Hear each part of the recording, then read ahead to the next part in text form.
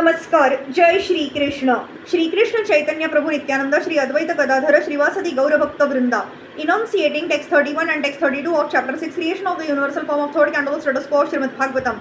Text 31. बाहुभ्यो अवर्तत क्षत्रम क्षत्रियस्तदनुव्रतः yo जातस्त्रायते वर्णान् पौरुषः कंटक क्षतात. Thereafter, the power of protection was generated from the arms of the gigantic Virata form, and in relation to such power, the Kshatriyas also came into existence by following the Kshatriya principles of protecting society from the disturbance of thieves and miscreants. As the Brahmanas are recognized by their particular qualification or inclination towards the transcendental knowledge of Vedic wisdom, so are the Kshatriyas are recognized by the power to protect society from the disturbing elements of thieves and miscreants. The word Anuvrataha is significant in this verse. A person who follows the Kshatriya principles by protecting society from thieves and miscreants is called a Kshatriya, not the one who is simply born a Kshatriya. The conception of the caste system is always based on quality and not on the qualification of birth. Birth is an extraneous consideration. It is not the main feature of the orders and divisions. In Bhagavad Gita 18.41-44, the qualifications of the Brahmanas, Kshatriyas, Vaishyas and Shudras are specifically mentioned, and it is understood that all such qualifications are needed before one can be designated as belonging to a particular group. Lord Vishnu is always mentioned as the Purusha in all Vedic literatures. Sometimes the living entities are also mentioned as Purushas, although they are essentially Purusha Shakti, Para Shakti or Para Prakriti, the superior energy of the Purusha. Illusioned by the external potency of the Purusha, the Lord, the living entities falsely think of themselves as the Purusha, although they actually have no qualifications. The Lord has the power to protect. Of the three deities, Brahma, Vishnu and Maheshwara, the first has the power to create, the second has the power to protect, and the third has the power to destroy.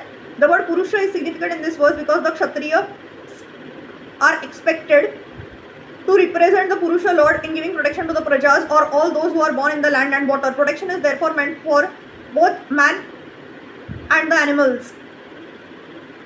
In modern society, the Prajas are not protected from the hands of thieves and miscreants. The modern democratic state, which has no Kshatriyas, is the government of the Vaishyas and Shudras and not of Brahmanas and Kshatriyas as formerly. Maharaj Yudhishthir and his grandson Maharaj Parikshit were typical Kshatriya kings, for they gave protection to all men and animals. When the personification of Kali attempted to kill a cow, Maharaj Parikshit at once prepared himself to kill the miscreant, and the personification of Kali was banished from his kingdom. That is the sign of Purusha, or the representative of Lord Vishnu. According to Vedic civilization, a qualified Kshatriya monarch is given the respect of the Lord because he represents the Lord by giving protection to the Prajas. Modern elected presidents cannot even give protection from theft cases, and therefore one has to take protection from an insurance company.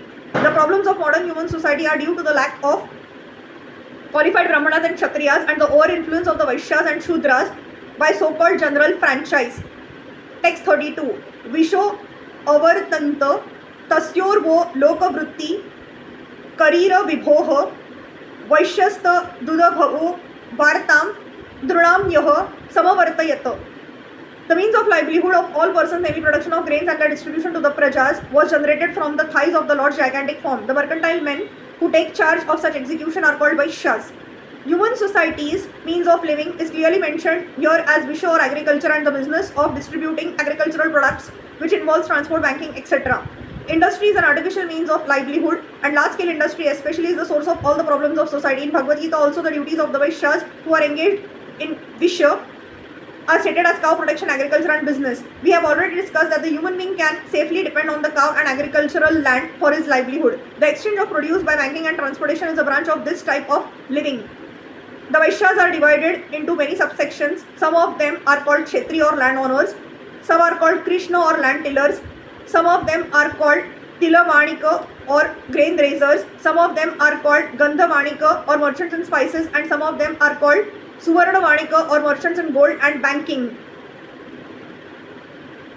The Brahmanas are the teachers and spiritual masters. The Kshatriyas protect the citizens from the hands of thieves and miscreants, and the Vaishyas are in charge of production and distribution. The Shudras, the unintelligent class of men who cannot act independently in any of the given mentioned activities, are meant for serving the three higher classes for their livelihood. Formerly, the Brahmanas were given all the necessities of life by the Kshatriyas and Vaishyas because they had no time to spend making a living. The Kshatriyas would collect taxes from the Vaishyas and Shudras, but the Brahmanas were exempt from paying income tax or land revenue. That system of human society was so nice that there were no political, social and economic upheavals. The different castes or Varna classifications are therefore essential for maintaining a peaceful human society. Hare Krishna, Krishna Krishna, Hare Hare, Hare Ram, Ram Ram Hare Hare